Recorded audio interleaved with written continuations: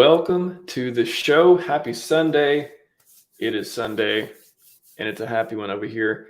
I need a little bit more caffeine. I think I'll go to my go-to drink here, Red Bull, redbull.com, if anyone's interested. Let's see how this tastes. Doesn't that taste like $1 million? Ooh, that is good. That is good. Richard was right. Welcome to the show. I'm Max of the RHMax channel. Today, 100% uptime number 3. I think this little mini episode thing it's going pretty good. We've had a couple in the past before. The first one we had Staked Wealth on, talking about a whole bunch of different stuff, up token and a few different things. And then a Sunday or two ago, we had Gifford Ware on here talking about Hedron, icosa. He gave the presentation that went through the secret messages and stuff like that. Very, very good. A lot of people seem to like that one. And today we have another surprise guest. You know, there's a little bit on Twitter back and forth, so you might have seen some tweets and may know who it is. But basically, I reached out and on Twitter. The response was great. Thanks everyone for just all the suggestions. I was just like, hey, who knows a lot about PulseX? Like, I want to talk about PulseX. I want to get somebody on here that knows, what they're talking about as far as these things go, and have done some research and really did a deep dive. And K4K's agent hasn't got back with me yet. So maybe I'll get him on the show sometime.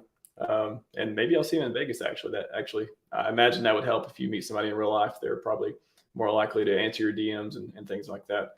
Not that he hasn't answered any of my DMs or anything. I'm just saying, in general, people seem to communicate better after they meet you in real life. So I hope to meet a lot of people in Vegas soon.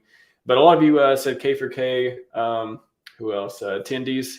I actually reached out to Attendees. He couldn't come on today, but he's going to be on next week. Did I just spoil the surprise guest for next week? Forget I said that. But anyways, Wendy's will be on with us sometime. Maybe next weekend. We don't know. And then who else? Jake Sharp. A lot of you said Jake Sharp too. And Jake, I didn't reach out to Jake, but I had Jake on the show 2 or 3 weeks ago, and we had an excellent episode for him. So, but it went down to another person who's in the community who's been making videos, and I hope we get some really good content out of it today. This morning, I talked to him, met him for the first time, and like, hey, I do RHMax show. I want to get somebody on and talk about PulseX. Would you be interested? Would you like to come on today? And we made it work. So very excited. I'll say hi to the chat. Jaden, ever since Jaden subbed, Jaden's been here like every time. Appreciate you showing up, Jaden. Really appreciate that. I love my people who are here pretty much every episode. Bugs is another one. Bugs is here a whole lot. I'm sure Alan will show up any second. I don't even see him yet, but I know he'll be here, or he'll watch the replay. Alan's here. He's another regular. Crypto military vet. Appreciate your service, sir. Appreciate your service. Torin's been here. Torin's been killing it too. Thank you for showing up, Corin. Kaiza, another regular. What's up? What's happening, everyone? Jerry, what is happening, man? Did you say PP? Did you say PP? $1.5 million right here. $1.5 million. No sponsorships, no ref links. I have nothing to sell you, folks. I'm here to create excellent content. So, Rain, White Gummy Bear here. Welcome, White Gummy Bear. Attendees. Yeah, I know attendees will be. Shut up, Jerry. You keep making me say it, and people are going to remember what I shouldn't have said it a second ago. Jerry's a local. We have a lot of Hex meetups here in the Pacific Northwest. So anyone's interested in that, reach out to me or him or Valley Brand. Warped Impulse, how's it going? Love that avatar. Love that, man. That's a lot of nice colors going on. You like the new Mango Junkie. Mango Junkie had that suit photoshopped on for a while. Looked pretty sweet. I think yours, you got the green in there too. It almost looks like PulseX. I don't know if that's intentional or not. Beautiful colors. Yes, Torin. All right, everyone. Share the link. I think we should have some people in here. I think we'll be discussing some good stuff. AMA for the people. You ask questions, we provide answers, or tell you we don't know, or go look them up for you. But my guest seems to know a lot about PulseX, and we're going to find out, aren't we? We're certainly going to find out, because you are going to ask some good questions, right? You're going to ask some stupid questions too. And well, I'm sorry, there isn't any stupid questions. They don't exist. They're just questions. So you ask them somebody else is probably wondering the same thing. Please get them in, and we'll go through it. But I got a bunch of topics to go through regardless too. Stop saying it, everyone. Stop putting that fast food restaurant in the chat. It did not happen. It will never happen. It will never happen. Yeah, so just get your questions coming. I'll queue them up, and then when we take a break for AMA throughout, we'll get to them. Without further ado, our surprise guest for this Sunday, 100% uptime, is Top Gun Hexadon. Welcome to the show. Hey, and yeah, I gotta correct this or put it out phonetically or something. It's Hexadian because I'm a Canadian. Canadian, okay. Yeah, and I heard the accent, but I was gonna wait till a bit later. I heard it a few more times to make sure I was. What are you right. talking about? There's a little bit there, Hexadian. That makes more sense. I was like, why isn't Hexagon? Why isn't Hexian? It's Hexadian. Yeah. Top Gun Hexadian. Thank you for the correction. Yes.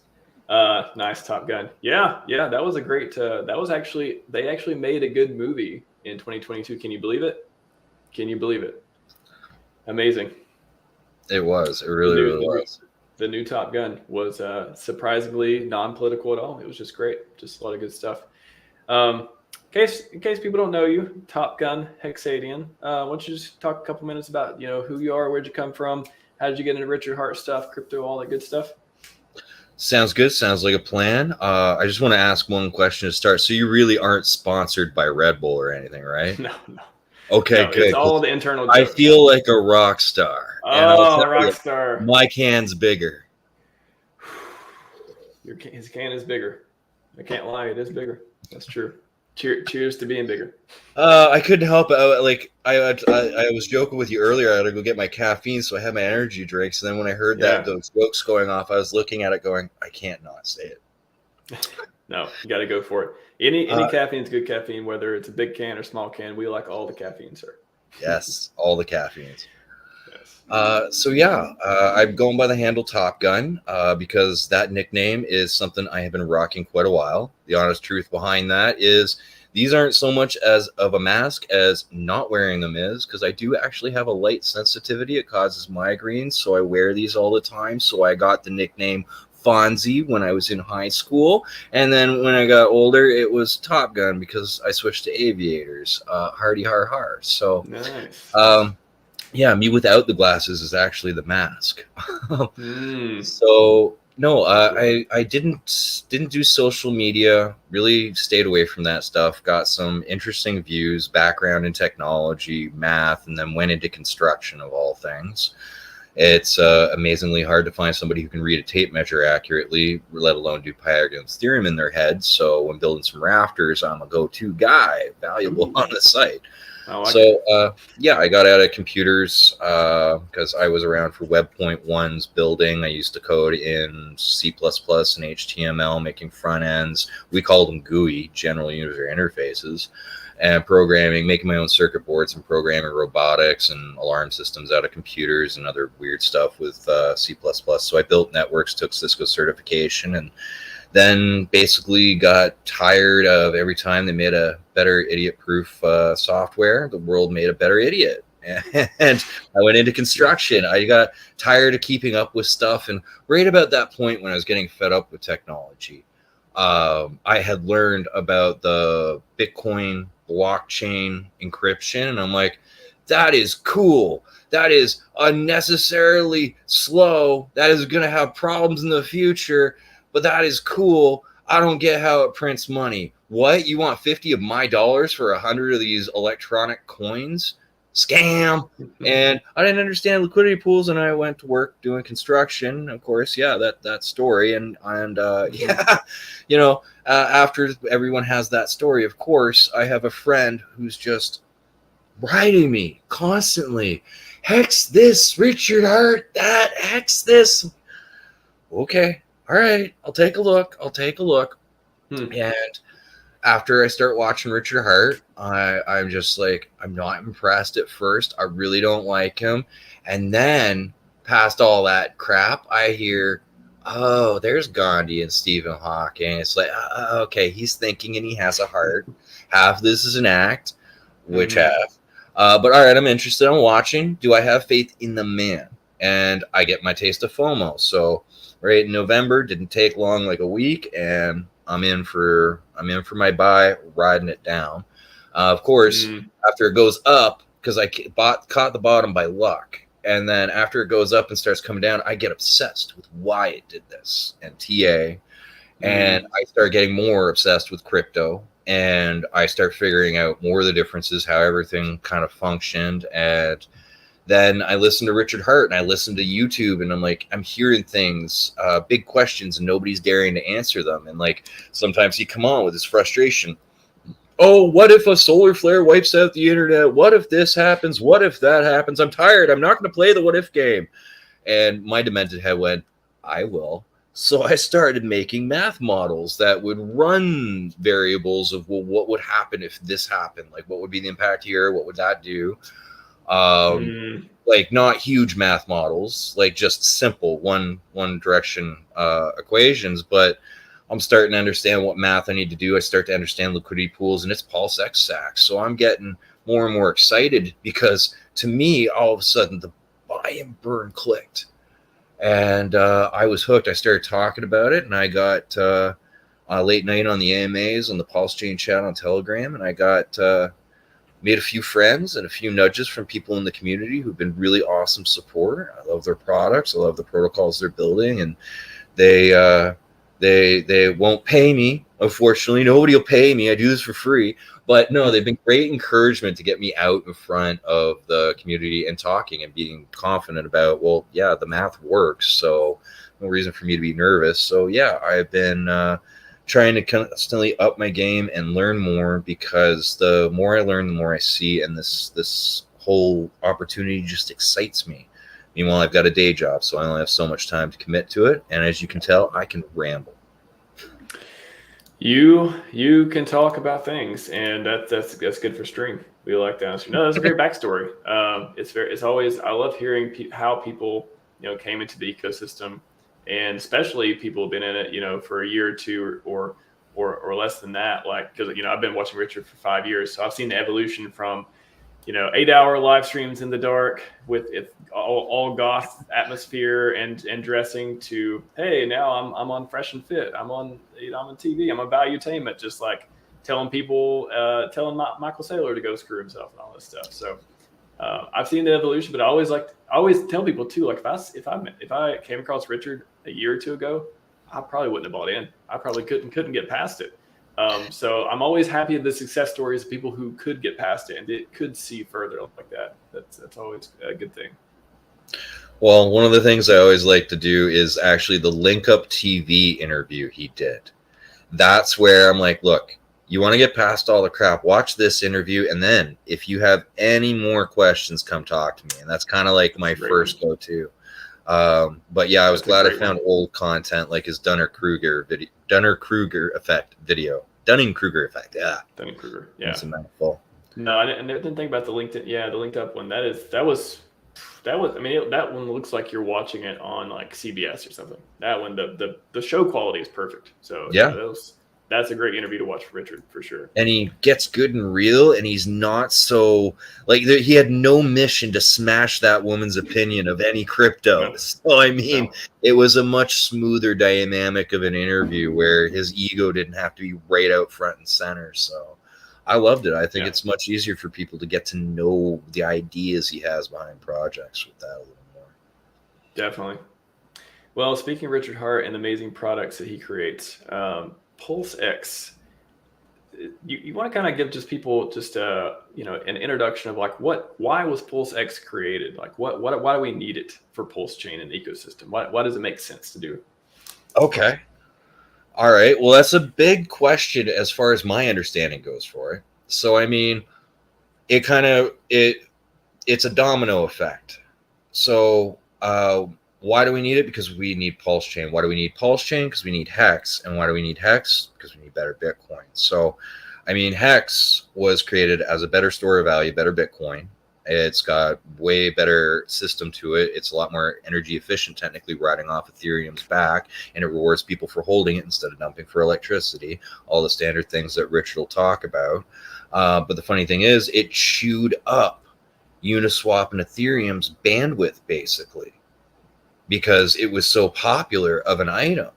And then basically, boohoo Vitalik, let's crank up the gas and tax the hell out of the hexagons on them specifically and cut the savings to other people to try and balance the network out. So kind of like a really gross vampire attack. So that's not the greatest place for your creation to sit and exist. So fork Ethereum and you can get ahead of this. But then if Uniswap doesn't want to come and play on a your fork of it called PulseChain, well, guess you got to fork that too.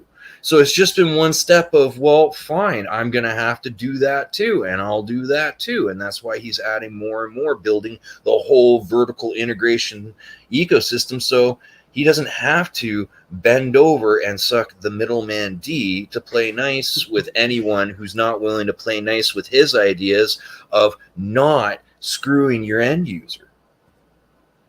Yeah, he's definitely willing to do vertical integration for everything that the hexagons and pulsecons now need. And I mean, the wallet later this year, we'll see what, or later, I would say later next year, maybe not later this year, I would guess, but later next year, we'll see how that goes. But that's going to lock up a lot of supply too. We'll get into that in a minute, but I want to riff on PulseX a little bit. Okay. I guess we could lead into too, because I know everyone start out with the buy and burn, because I think that's a kind of the quintessential question of PulseX too. You want to just talk about, Jaden asked a question as well. Can you explain the buy and burn, how it works, and why it's important? I'd love to. I would really love to. And I will. So basically, I liked the order of your questions. So to build a little bit of anticipation, first, the other standard things. So again, you asked why we needed PulseX. And I'm like, there's the essential reason we needed it, but it would have been, well, we can just fork Uniswap and leave it as is. That would have been good enough. That would have sufficed the need, but it wasn't. That wasn't where it was left. So, the things that Uniswap does, which is awesome, is one, it lets you provide liquidity. So by doing this, you can collect fees. You can generate a kind of yield out of liquidity pair providing. And this is really awesome. I provided some math on this, which is available on the How to Pulse website. I have a link over there because impermanent loss and I like to say impermanent gains are something that people don't really consider enough about liquidity providing. A lot of people are like, okay, well, I just get into a good asset, dump it and leave it. Well, you can, but there's some interesting things that happen to your token if you're doing that kind of thing. So I can show a little bit of that math first if you want to do a screen share, and I'll use this because it's a little bit simpler to look at this part of the liquidity math and then understand that I layered the crap out of this to build my larger model for the buying. Gotcha. Yeah, just add it and we'll share it. Let's see, share screen. And do you have the numbers too? I think I had a couple pulled up around the PulseX fee. We could talk about that in a bit too, but I think 0.05% goes towards the buy and burn. Is that right? No, the numbers for the PulseX buy and burn. I have these. I used to have these memorized, but it's been so long. Make sure this is set right. Yeah. So the buy and burn, basically 21% exactly of the fees will be used, and the fees will be 0.29%. Instead of the 0.3%, so a little bit cheaper than Uniswap charges. Okay, gotcha. Yeah, you want to go into how the buy and burn works, the math behind it, all that? All right. You guys are really eager for the buy and burn. So first off, calculating liquidity pools is how I built the model for PulseX. So at first off, like, what is going to happen in a liquidity pool? And the math is pretty simple.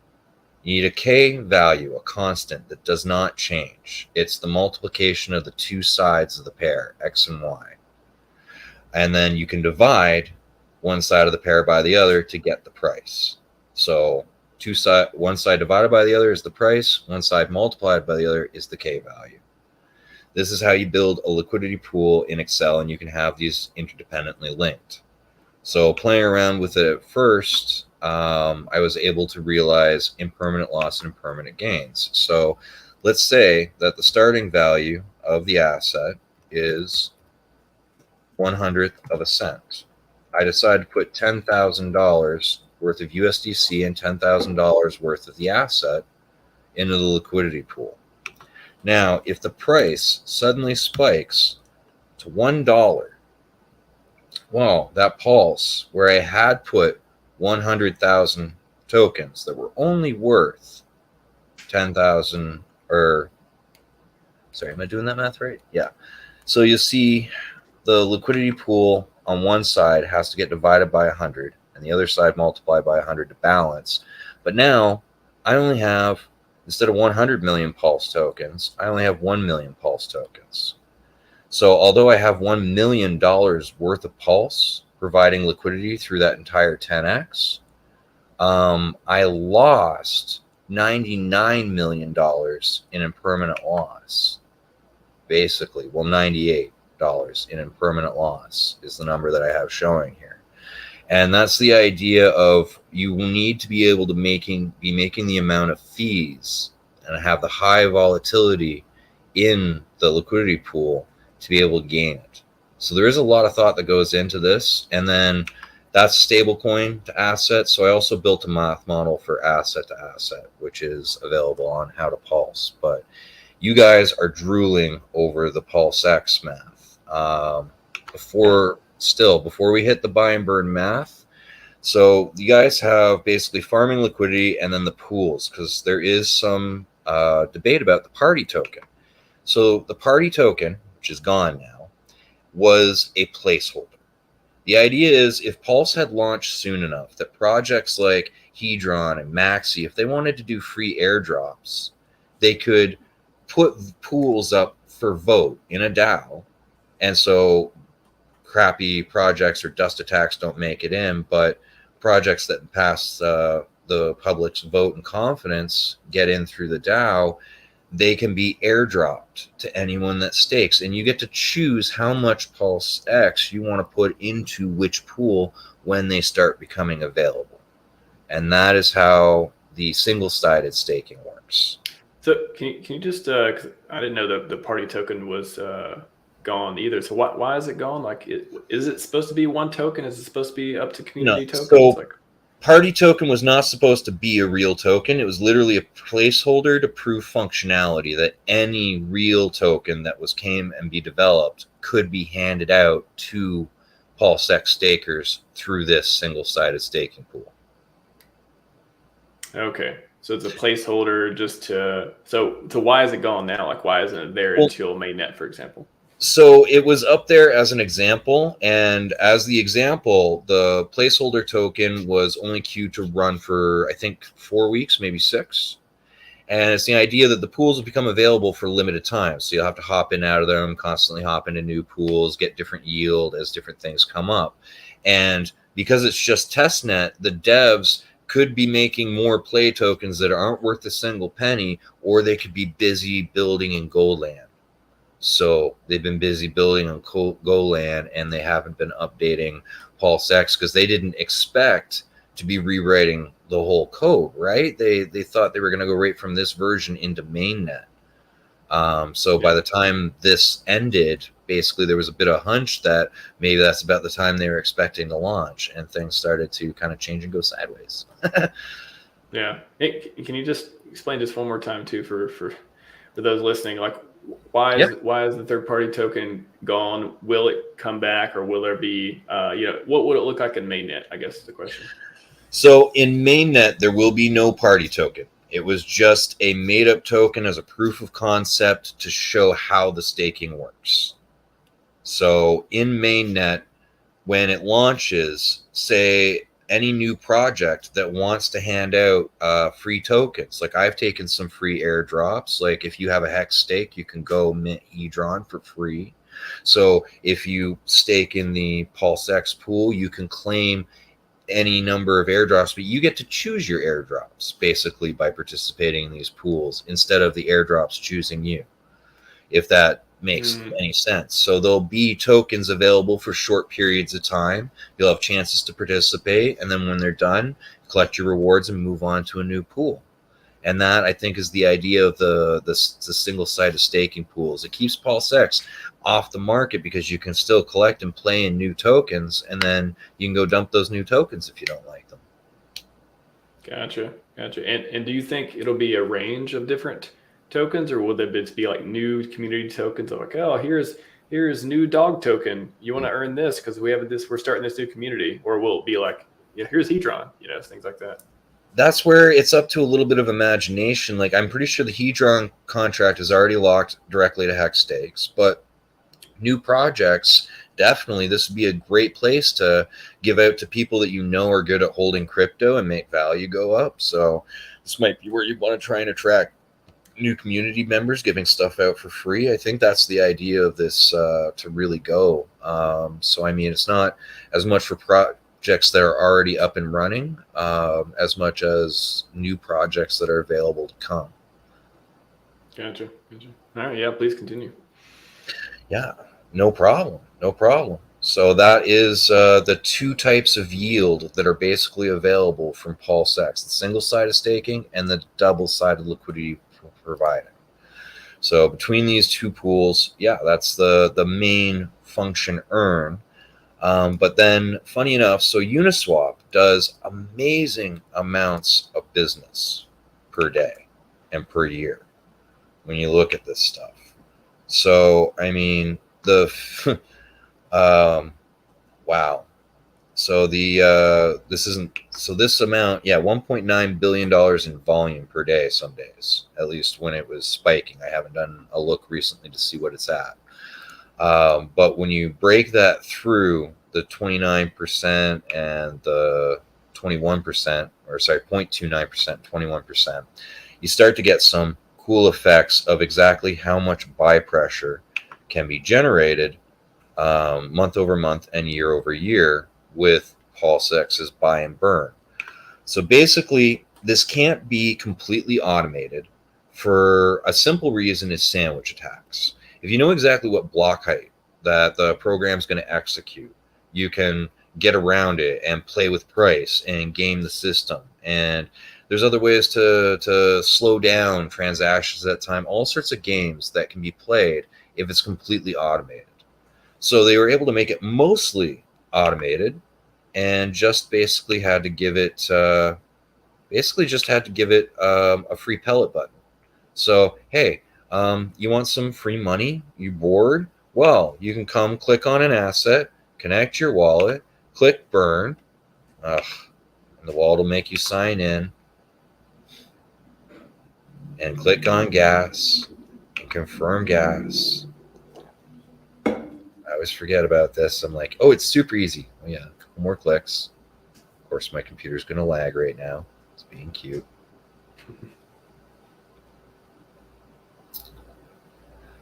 This is great for a live stream. Yes, show the functionality of testnet.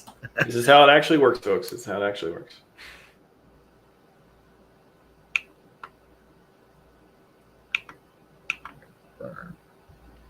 So why do you need to hit the burn button? Like, why isn't that automated? Like, what is the kind of gamification behind that? Yeah, so I mean, if this was completely automated, it would have to be programmed with a specific time that it executes in specific amounts, which means in the lovely land of crypto, there are various different attacks. One of my least favorite is the sandwich attack. So what a sandwich attack is basically, hey, I just spent minimum gas and I just dropped $10,000 to buy a token. And literally an arbitrage style contract sees this execute and wait in queue. And then it's able to spend say, another, able to spend another extra little bit of gas, so it can get ahead of you in queue. And then it executes a buy directly before yours, a larger one, which bumps the price of the asset way up on you, so you get less. And then, as soon as your transaction is complete, it dumps everything it just bought at the higher price you just put it at, dumping you under the system, basically using you as instant exit liquidity.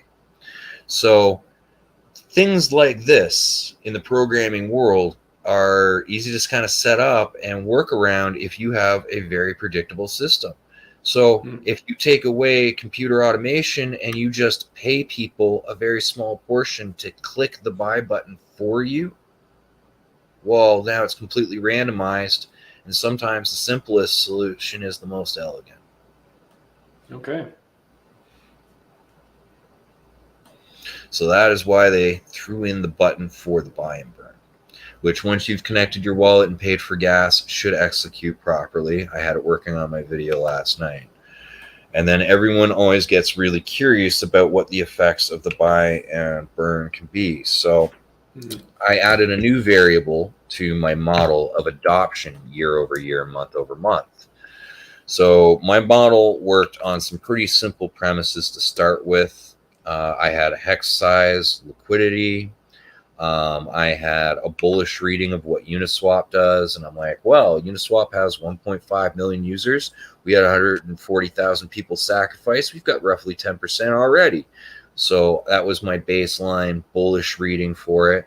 And then testnet came along, and I had to start scaling my LP size because it got larger. And then it got larger, and you can see it starts to slow down the amount it'll be worth green field below it. So, and then it got insanely large, and I didn't make a lot of videos because I was like, oh, this just shot it completely in the foot. Ouch. I'm like, but people won't provide liquidity like this on mainnet, but how do I show that in math? And I mean, there's reasons that matter, but I hadn't really gotten through. So I let it sit on a back corner until Don was talking to me this weekend, and he knocked it loose, and I had a eureka moment. Luckily, I didn't run naked through the streets, but I realized I could add some other modifiers other than scaling the LP size and how much business it's doing to Uniswap on a straight line. I realized, oh, I can add adoption. And so I found out some fun facts where Don was throwing out that crypto adopts at 115% a year. And that's compound, which is to say that each year, the amount of people using crypto is 215% of what it was the year before, plus 115%. So the original adoption rate of the internet was 76%, which in my math model would look like 176 to properly run through. So a good crypto should be able to adopt at least 15% a year.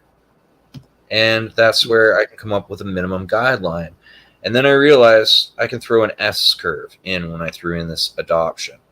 So basically, I set the 1 year mark for it to be completely at the full 10% mark that I threw. So there's no exponent modifier on my equation at that point. And then from there, I start dividing it by a small number and then a slightly larger number until back in month 1, it's divided by 10. But 5, 10, like it slowly doubles up to this. So it creates a curve where the idea is, okay, 140,000 people sacked. Maybe a lot of people got busy with their lives. Maybe people aren't aware, when it's going to launch right away. So maybe it's only got 15,000 the first month, and 30 the second, and 50 the third, and then scaled up to 90% usage after 6 months, and then gets all the way to the 150 after a year. It's just a way for me to look at one S curve. Then I kind of laid in a double S curve in adoption going through the years. So it scales up all of a sudden towards year 5, like a Fibonacci raise. And then I have it slowly balance back out. So year 10 is at a 10-year exponent. And I do the same again towards 20 years. So it creates a nice little S curve adoption forecast in the model. And so now just with 15% adoption, still on testnet drunken numbers at 10% scaling, well, the 5-year isn't that insane, 49x. I mean, that's better than a mutual fund or a RRSP, but we're looking at, and I'm not a financial advisor, I have no fiduciary responsibility. So, yeah, we're looking at, a 165x in 10 years and a 2,200x in 20 years with the automated buy working. And you can see just a little bit of an S in the graph. But this is me playing really, really conservative with it. Because realistically, I think we're going to see a little bit more adoption for the cheapest, most liquid DEX that is going to hit this ecosystem. So let's just even crank it up to 25% adoption. And it doesn't affect the first year so much because of the way the division hides that into the equation. But overall, suddenly we're at a 71x over 5 years. This is without anyone buying or selling in the system. This is just the automated buy pressure of the PulseX buy and burn whale. Think of it like a whale in the system that you can poke with a stick and make it buy your favorite asset anytime you feel like it, and it'll pay you for doing that. So this thing is capable of putting this much buy pressure into the system as it's being used, not as people are buying PulseX, but as people are using the swap. So really, I mean, this is where, for the sake of things, I really think the anticipation of PulseX that we're going to start in the first month at our 150,000 that I've been drooling and waiting for. And we're more likely to see the same as Uniswap by the end of a year of 1.5 million users. That's how bullish I am. And I really think that this crypto rate could adopt at 150%, which is a 50% adoption rate. That's still slower than the internet would adopt. Oh, and all of this fun has been under the giant weighted pool of the anchor, that is the testnet liquidity. I have a hunch that there'll be a lot less liquidity on the real system. So just with these numbers and reducing the liquidity back to a smaller size like Hex, which we know Richard Hart likes, that brings us back to, oh my dolly gee, 5 years and how many X's? No way. No way. A $100 investment couldn't be $36 million in 5 years with that kind of buy pressure. Wait, what? Ooh, that's the moon math. That's the moon math. That's the, this is still adopting slower than the internet did as a good crypto. And just will it be replaced in 10 years? Will it turn into 8-track like Bitcoin?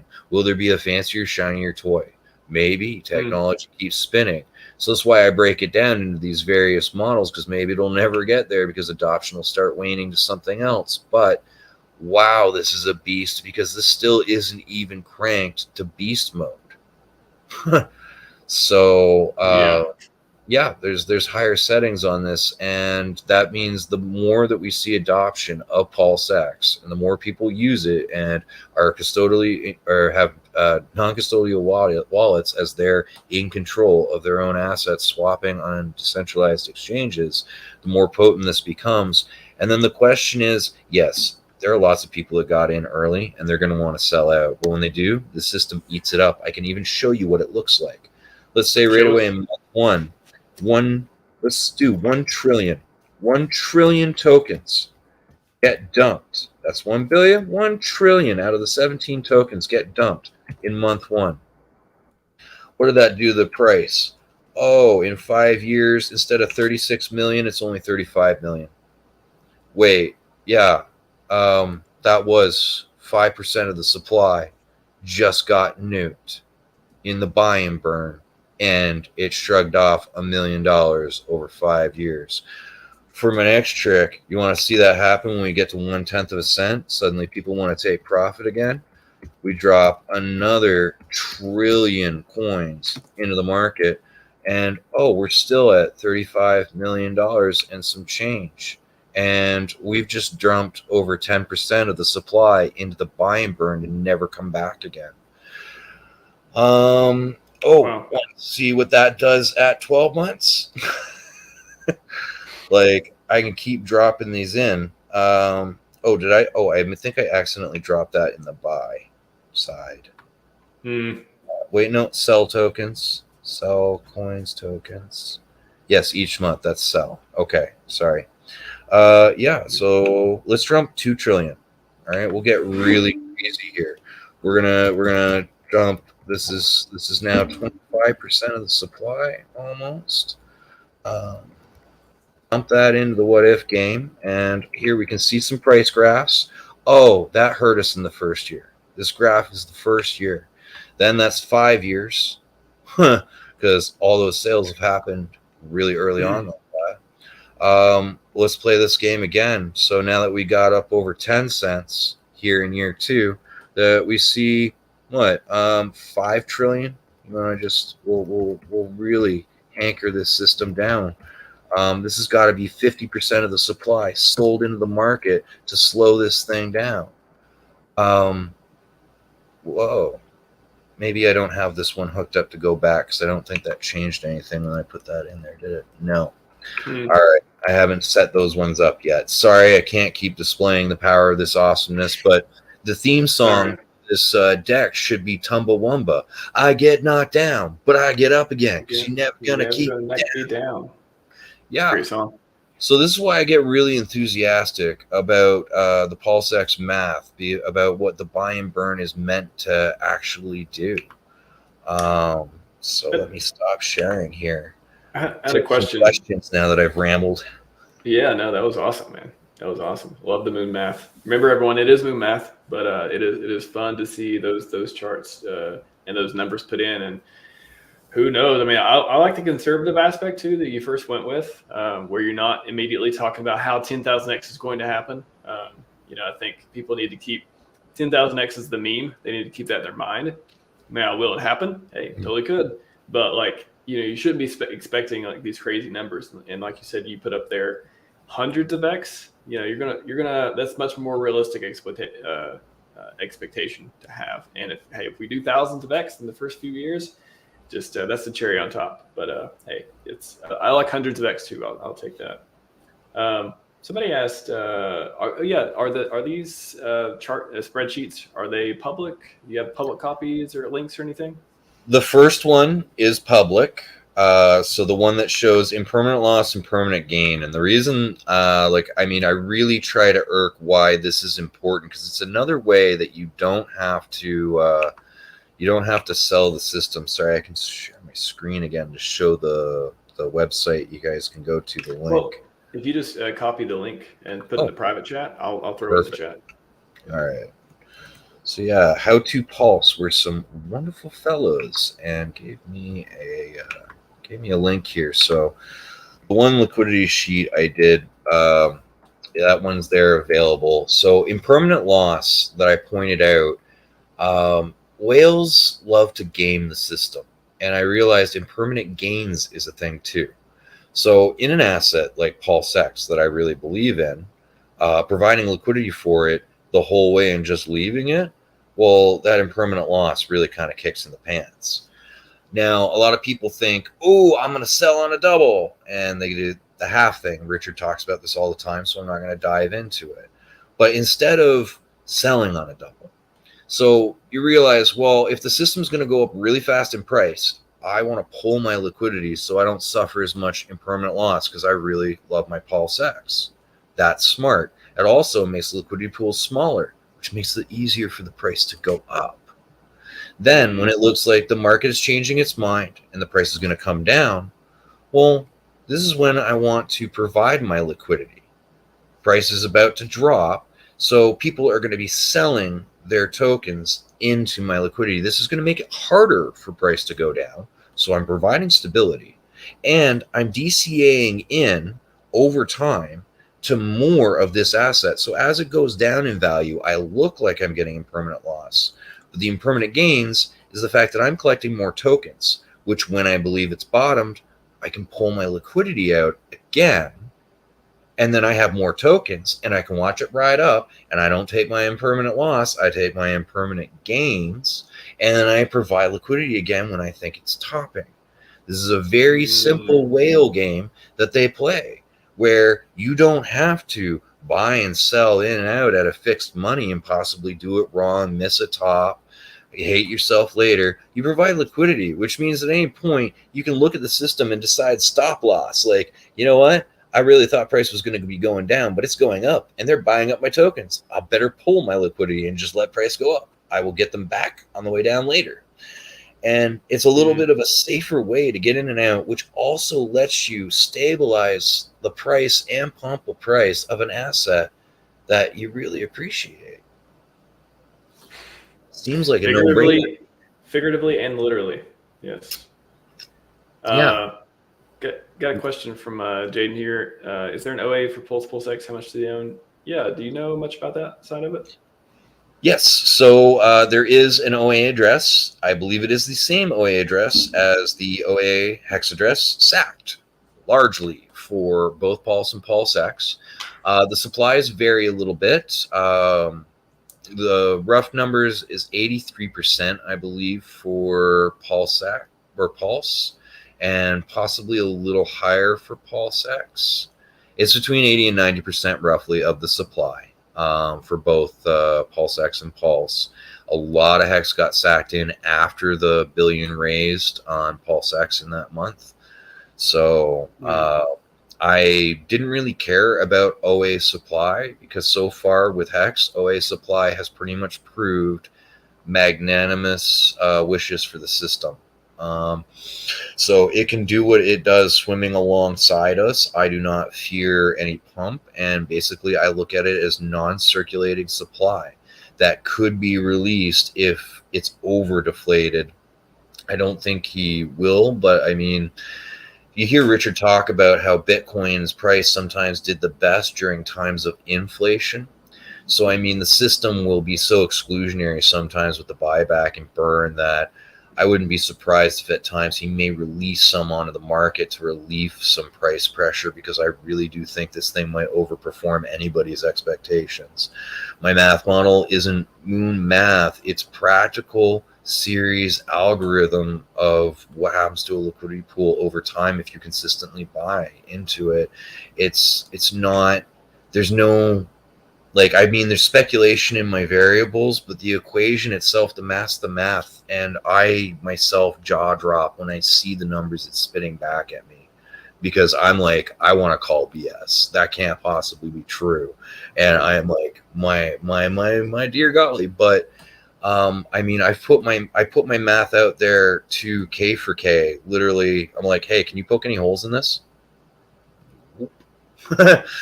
So that gave me a lot of confidence, and I've been out there teaching people how to build this, showing them in Excel, basically like, hey, here's how it works. I may not have given away the whole math model because I keep tweaking it.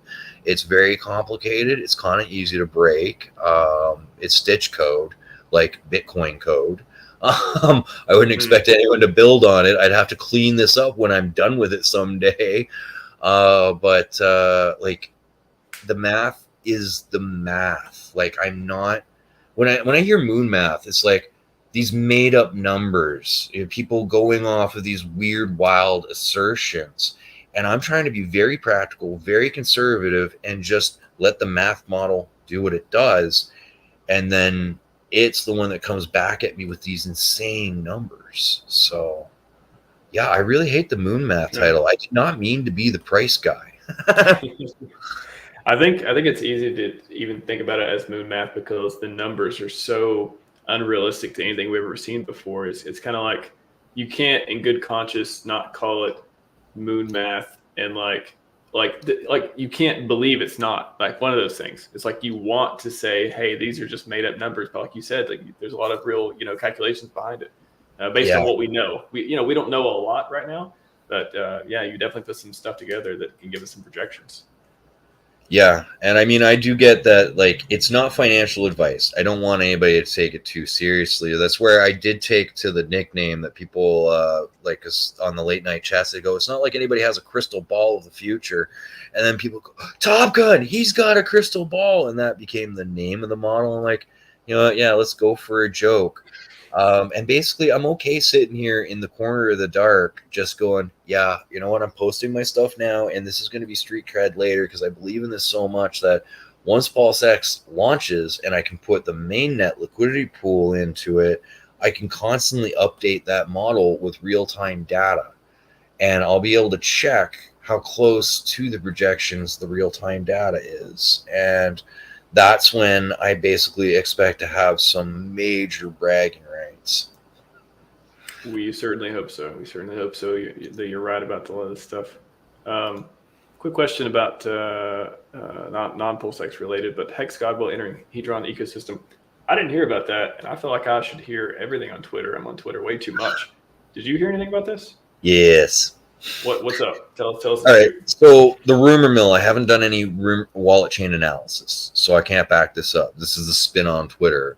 But yes, the spin on Twitter is that the OA address bought Hex, staked it, and created a buy wall, has actually shown some instant interest and reinforcement into the system.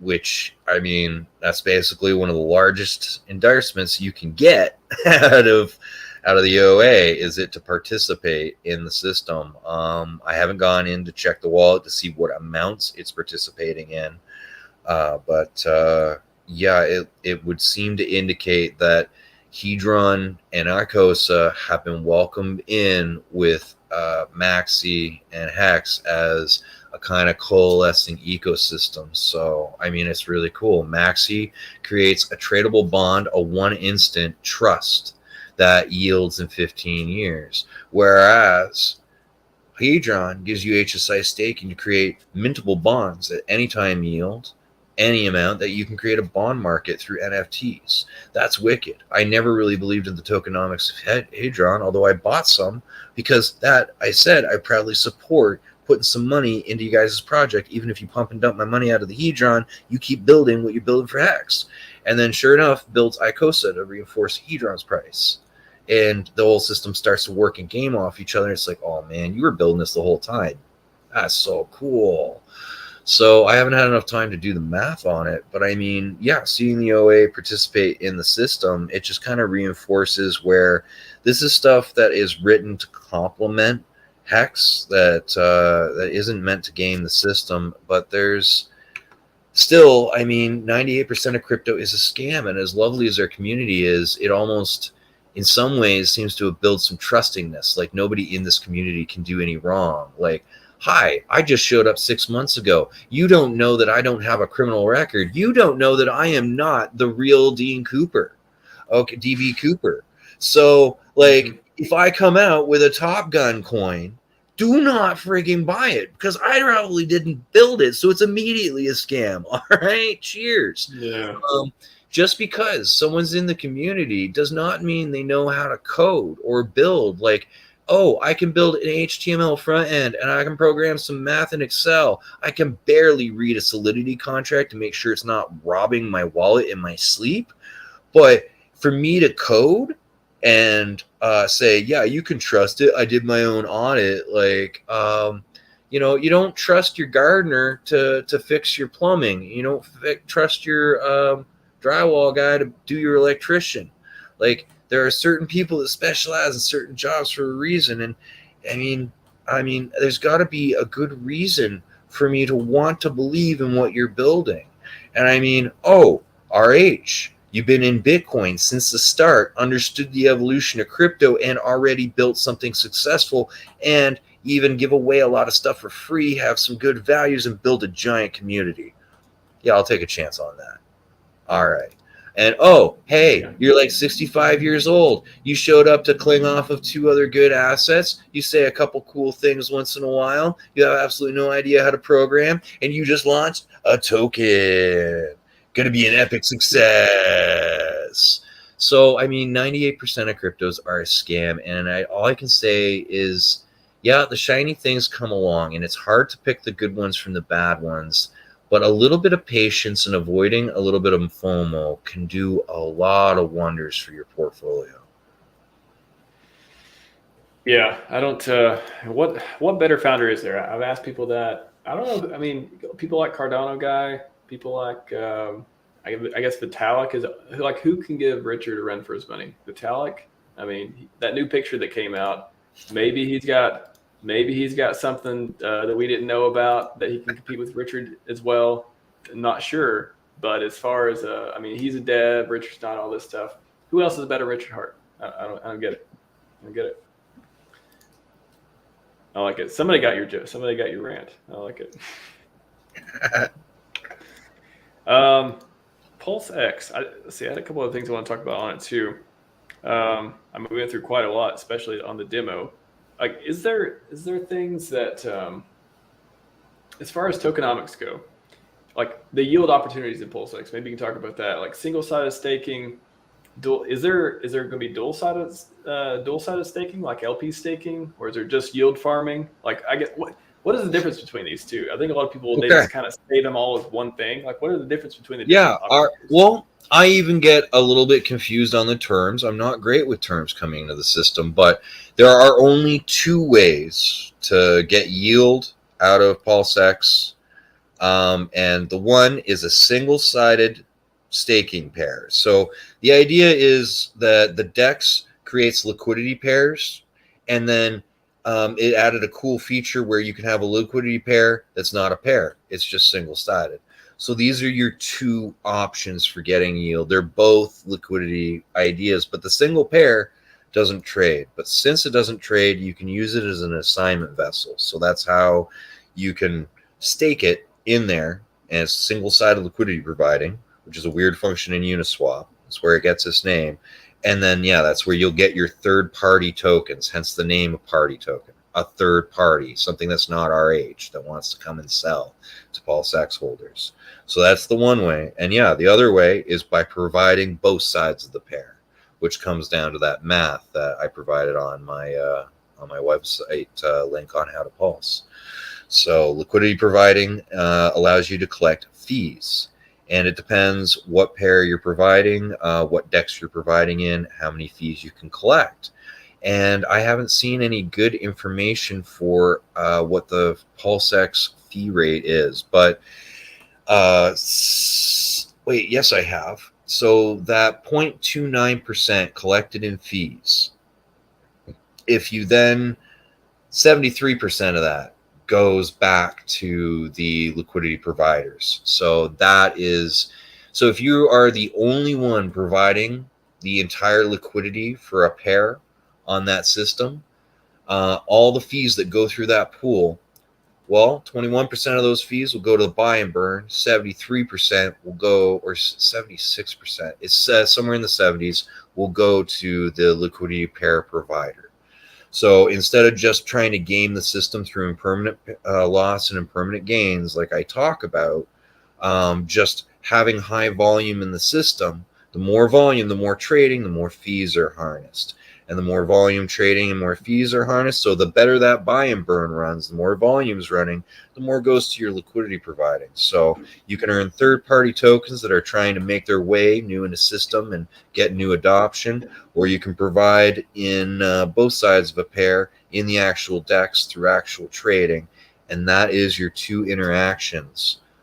Yield farming as opposed to liquidity farming. So usually, so this is so weird. Like the terms get so changed around, but basically staking and yield farming are veritably very close. And I don't actually know the difference well enough to really comment on them, other than I get told that that really like delegating on your stuff on a miner is yield farming, but that exists on PulseChain, the running validators of the system, not in the PulseX. So the liquidity farming and technically staking are what the activities are of PulseX, if I'm not getting this wrong. And yield farming is the idea of delegating your pulse on the PulseChain validators. And if they win the contract and get awarded pulse to mint the block, then you get paid a portion of the pulse for delegating your pulse to them to win the bid. Whew, that's a mouthful. Yeah, it's one of those. It's I'm just looking at yield farming here. Some of the definitions on the Blockchain Council, yield farmers and compensation. I think some of these I don't know, maybe Do you think you got one switched around? You think it is staking Yeah, yield farming? that's very possible. I get my terms Yeah. mixed around. That's no worries. I mean, there's a ton of things. Yeah, I think on PulseX it is staking and yield farming, but there's like these subtle differences between each one. I don't know why we have so Yeah. many terms. So that's where liquidity farming is adding two parts of a pair that will be traded. That's simple, and that is a functionality of PulseX, so we can take that away. But yeah, yield farming and staking, it does seem to come a little bit different here and there, because they talk about staking hex, but you're getting yield of the inflation and you're farming it with your stakes. So I mean, the word and lingo, I'm too new. I really can't define the difference between staking and yield farming very well. But if you've got 3 hours, there was an MIT video that's open free courseware that I watched on YouTube that was very good about it. Just for the people who showed up too, because I know a lot of people, we've doubled our viewers in the last half hour. So can you remind people about the party token, what happened to it in PulseX, just to give yeah, sure. So if your viewers are back again, so the party token was a placeholder. All it was a proof of concept to be like, hey guys, it works. Like Field of Dreams, if we build it, they will come. So there was a brand new testnet DEX and nothing in it to use. So they made up a token and they ran a short contract of 6 weeks thinking, all right, we just need to show it works. It'll end and we'll launch mainnet. Didn't expect such a delay. And they got busy coding in Golang. They didn't have time to make more tokens just to play around with on the Monopoly system. So when the party token expired, it's gone. And the tokens they are creating, they wouldn't be doing this on mainnet. What would be happening on mainnet is party token stands for a third party token, something not created by RH that wants to free airdrop to RH customers, RH community members, people that know how to have diamond hands. Those are good people to give your crypto to as a new project, and hopefully they'll hold it and keep price up. So this is kind of a win-win game system. So now if you're building a new token, you can come to PulseX and put it up to the DAO for a vote. Will this be offered up to the stakers? And then it gets passed, and all of a sudden you come to PulseX and go, I want to stake it. What's available? Well, let's look. There are 3 different third-party tokens on here. One of them I really, really don't trust and don't like, but the other 2 seem cool, so I'll stake in them. One I like even more than the other, so I'll put more in PulseX in one than the other to earn more. And I have these choices about how I earn my airdrop because I use PulseX, and new coin providers have an easy way to airdrop to PulseX holders. And this helps reinforce the price of PulseX on top of the whale buying it and burning it in a dumpster. The holders want to hold it and leave it staked so they can keep earning other project tokens and dump those probably instead. So it's another price enforcement game theory idea on top of people just wanting to own an appreciating asset because price going to go up like the Tumblewumba song. Yeah, so it's gone in testnet. In mainnet, I guess we just don't know yet. There'll be other options, but we're not sure exactly what the other options are going to be for yield farming. Okay. Yeah, there'll be real tokens in mainnet, so it'll be people with real projects that want to pitch to our community, basically. So that's where we'll get the cream of the crop and get to pick what we like. Get treated like kings for buying into PulseX. Oh, yeah. Oh, yeah. Just want to throw up the Red Squirrel sent me the link. Has Silver the Antidote talking about the God. Well, I think you were talking about the OA earlier too, but I think it appears that the Godwell, the real Godwell, is staked 1.2 trillion Hedron. Wow,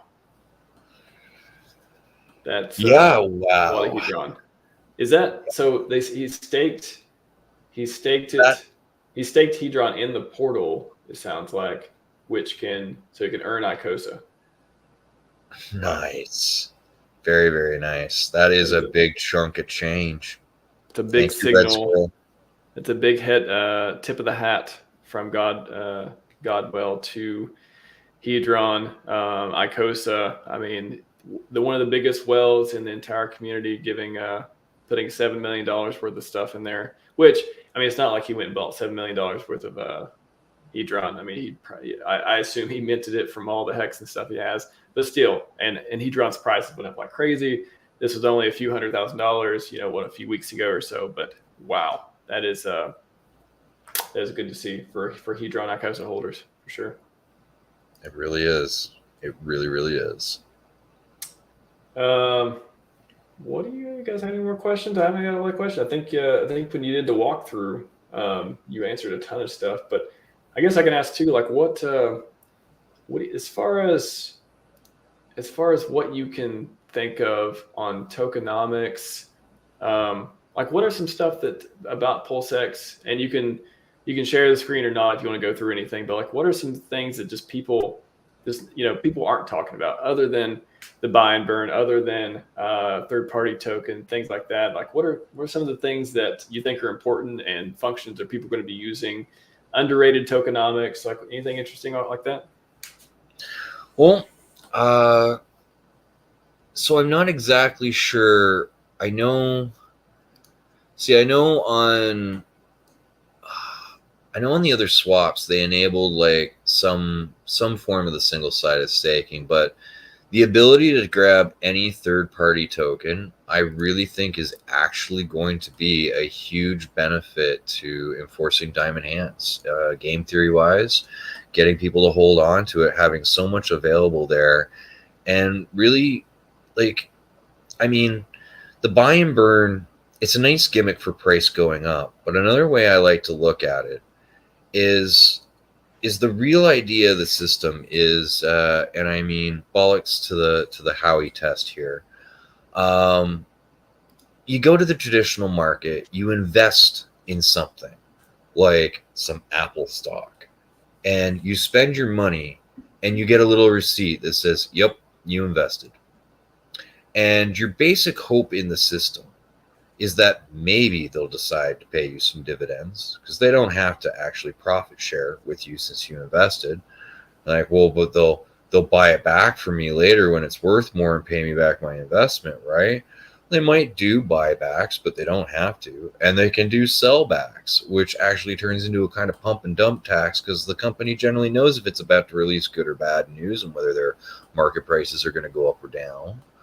So you're playing in a completely game system that really, this piece of paper doesn't do anything unless you own 51% of them. Then you can take the company. And then there's usually like 49% of it available on the market. Okay, so that's not an option. So really, you go and participate hoping that someone else is willing to pay more for this little ticket than you are, because it's not like the company at the end is going to close up shop and go, "That's it. We did a good job for 2 decades. We're this much in the profit. Let's pay out all our investors and shut down business and sell off all our assets." That's not going to happen. The big companies, if they ever end, go bankrupt, and then there's nothing left. So the brilliance of this, buy and burn, is it's like an actual rewardment system where the money this DEX really brings in from doing business will constantly be dumped into the liquidity pool, where any previous investor can exchange their receipts for an ever-growing pile of money. That is revolutionary towards its investors. Bollocks what it does to the price. It's actually rewarding people properly, like regular paid dividends of, here's some of the money that this thing generates. Thanks for participating, giving us some money to help us get it built. And in a more fair, immutable contract way with no middlemen. No middlemen. That's what we like. Trustless, flawless execution, 100% uptime. I'm not sure if PulseChain's going to have 100% uptime. Maybe have 99%. It's a little bit easier to get that in smart contract than it is running EC2 nodes and stuff. Wow. Yeah, I think PulseX is one of those people go back and forth. What's your opinion on, for the first couple of years, short term, you think PulseChain versus PulseX, which one's going to outperform the other one? So I have some thoughts on this, which won't necessarily be the most popular. I don't like to talk early in the system, and I really think, like, honestly, there'll be a lot of FOMO over PulseChain. So I'm going to do it. Here we go. We're going to talk early in the system. There's going to be a lot of FOMO over PulseChain, which is going to push that price up first, and then there's going to be the Tumblewumba dance going on in PulseX, which is going to get some attention over the first year. So I think you're going to see a lot more adoption. And PulseChain is part of the network. You need it to play in the ecosystem. It's going to pump hard. But then as asset appreciation starts to stand through, PulseX, I think, is going to start really taking the lead over PulseChain. Also, because PulseChain is going to be so liquid in the PulseX DEX.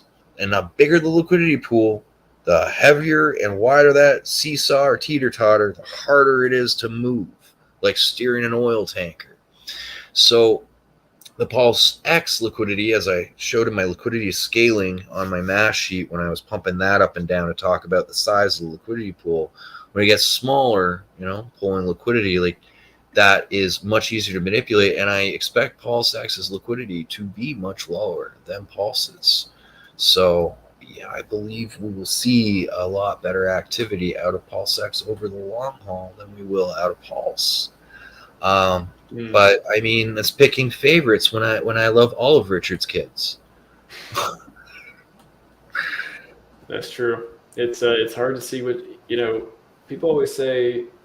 Which one do you think is going to do better? Blah blah blah. I'm just like, they're all going to do great. Like, why? It's not even a question that you should be really concerned about which one's going to do better, unless you have a big bag of one and not the other, and you're just trying to figure out where the usage swap and how much and all that stuff. But I would say another thing I like to remind people of that is kind of funny is we are talking about the creator here who has this wonderful thing called Hart's Law. If we compare large enough liquidity pools between PulseX and Hex and Pulse, so they're all kind of linked in price, it really won't matter because they really will be bonded together through Hart's Law on Hart's system. Isn't that kind of cute? It is. Hart's Law.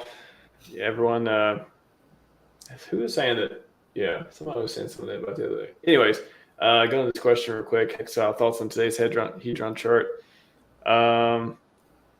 I mean, it looks like we hit 756 not too long ago. Wow, what was that? Was that today? It candled up to 756, 758. I mean, you see, a week ago it was 379. It's doubled 2.5x. It's selling off a little bit recently, even with the Godwill news. No, if you're staked. Can't do much about it, can you? If you're staked for 90 days, 360 days, 270, not much you can do about it. But it's kind of brilliant that way. I love it. I do like the narrative. I do like the narrative of, in a bear market, we have a quality project reaching these highs. Mm-hmm. I think that is good for the community. That's good for the brand, for sure. Now, I do, again, love reasonable expectations, which is where I started calling out last night, warning, okay, we're due for a pullback. Now, it was larger than I expected. It's a virgin chart. There's not a lot of previous indicators to go off of. So the tea leaves are telling me direction and when, but they're not really telling me how far it's going to go when it changes direction. So, the market itself, I get really into the TA these days as I've started to track inflation and how the traditional markets correlate and affect through Bitcoin, ETFs, Grayscale, and the rest, all the way back to Hex and the rest of favorite assets. So there's some interesting price floors starting to develop in different assets that I believe are getting a lot more tangible and palpable. So Hedron is going to be very volatile, but I actually have an expectation at this point that it may keep an overall bull trend over the next period, waiting for PulseChain to launch. And it's going to be really interesting because, I mean, there's a lot of pain to come in the markets because inflation's got to get under control. When that pain hits, it's going to drag down the NASDAQ and SPX. When that happens, because of ETFs and Grayscale, you're going to see Bitcoin dip. and you're going to see Ethereum dip. And when those happen, yeah, it's going to affect Hart's Law a little bit, liquidity pools of our favorite assets. But this is where you're going to see the price floors come in sooner on these cryptos because of the community that's building and thriving and growing and adopting in and around the madness that is the recession brewing worldwide. So I'm really actually amped for our position going into the next bull run, even though I talk in long term of like multiple year cycles when I think, because the small game is for small gains. The long game is for large gains. And I really want to make the most of this this system, and I really do believe in the long-term holding of good assets. For sure, man. I just wanted to bring up 2 red squirrels in the chat talking about big burn day, not big payday, big burn day for all the Hedron icosa stakers. Remember the 3rd of November. Did you just VS? Great movie. It's a great movie. I might watch that tonight, actually. I don't think my wife has seen it. I don't know. Well, if you're going to watch it, just don't make sure she doesn't get to see that photo of Biden that was circulating from this week. That'll probably give her some nightmares. The one where the 10 different screens of all the, man, that was a weird background. Why'd they do that? That's so weird. Why would they? Unforced error right there. That was crazy. That was crazy. I want to ask you too before we wrap up. Been a pleasure meeting you, by the way. I think we put together the stream in like the last 6 hours, 7 hours, something like that. I started with a tweet last night, but then I went to bed and woke up with a whole bunch of replies and stuff. Like, okay, I got a lot of work to do now. Let me figure out who to talk to and all this stuff. So yeah, I think we put it together pretty quick. Got 112 people watching. Appreciate everyone out there. How can people find you, man? Hold on. Top Gun Hexadian at Twitter, at Telegram, at YouTube. I cornered the brand. It's my Gmail. I got a TikTok even. I made a song called Blame Bitcoin. You got a song called Blame Bitcoin? Yeah, it's really god awful. I was like, blame Bitcoin, when everything's going wrong. You know, it's just, yeah, I'm not gonna lose you viewers by singing at them. Sorry. See whatever you want, man. My guests can say, they can shield, they can do. I had a Million or the Moon on the other day. That was Friday. Yeah, and he got me. We were in the green room, and before we started the show, and he's like, he had this Bybit background and all this stuff going on. I was like, okay, cool. I guess he does Bybit stuff, and like I don't care. That could be his background. I don't monetize. I don't sponsorship, nothing like that. But hey, guests, you can do whatever you want. And he's like, hey, do you mind if we do like a 30-minute segment on Bybit? I'm contractually obligated to do it. I was like, hold on. But I never met this guy before. I never met Brandon. And I was like, in my head, I'm thinking, how can I say no in the most polite way? How can I say no? 30 seconds you can talk about Bybit, whatever. I don't care. But 30 minutes, I'm not doing a half of the show or a third of the show on Bybit because you're weirdly sponsored. But it was a complete joke. But I was like, oh, like I got a couple of gray hairs for about 5 seconds. Because like, who is this person? Who did I just meet? I got that guy. But great guy. Really, really fun interview we had Friday. But he got me in the green room beforehand for sure. Nice. Definitely has a 3 in it. Squirrel, are you incorrect? Okay, it's either the 3rd of November or the 13th. Could be the 30th now. We don't know. Damn it, Squirrel. That's okay. Try your best. Oh, I think it is 13th, just because I remember mid-November. Okay, let's do this. 90 days after the 15th, right? Is that the 15th? 90 days after something like that. I thought that's what it was, which sounds more like the 13th to me. Anyways, regardless, Squirrel is right about most things, so we forgive you. It's probably the 13th. But yeah. Very good. Appreciate everyone showing up for this. What Top Gun Hexadian thought was going to be a lazy Sunday turned out incorrect. It was going to be a mind-raging hour and 20-minute Sunday, at least in your late evening, my early afternoon. Appreciate you joining me, man. Where can people find you? What's your YouTube? What's your Twitter? Tell people where they can find you. It's my name. Say my name. Top Gun Hexadian at Twitter. Top Gun Hexadian at Telegram. Top Gun Hexadian at TikTok. Top Gun Hexadian. Well, howtopulse.com/Top Gun dash or top dash gun dash hexadian. They of course they messed that one up, so it's not a perfect Top Gun hexadian. But yeah, I'm pretty much all over the place, Top Gun hexadian. But the easiest thing is that link that I gave you in the private chat. Yeah, that link that's on my Twitter bio. That is basically the easiest way, because that one website has all the links. It has all the connections. You can go to howtopulse.com, learn about Pulse. Click on me, click on other YouTubers, because I don't have the corner of all the information. There are some cool people out there that can really explain stability pools and other aspects, so I haven't dove into. Like, I really love the other galaxy brains I get to hang out with in this space, like Just Ask Jesse. Oh, man, I love it. And I had him on my show. We had a great talk. And then Walrus, I love him from How to Pulse. Like, again, we had a great talk. That's why, like, they don't pay me, I don't pay them, but really I like what they're building, they like what I'm building, so we share resources, and that is about it. So that's a little cool. So they gave me a website, and really I've gotten to know so many people in this community that have just been really awesome. Like, I've really loved it, and I can't believe the support I've gotten. So yeah, I've got a few links, and it's pretty basic. Like, mostly I put out tweets and I put out YouTube, and sooner or later I'm going to do one on downloading and installing Ubuntu. It's a lot easier than you think. Installing Tails, a lot easier than you think.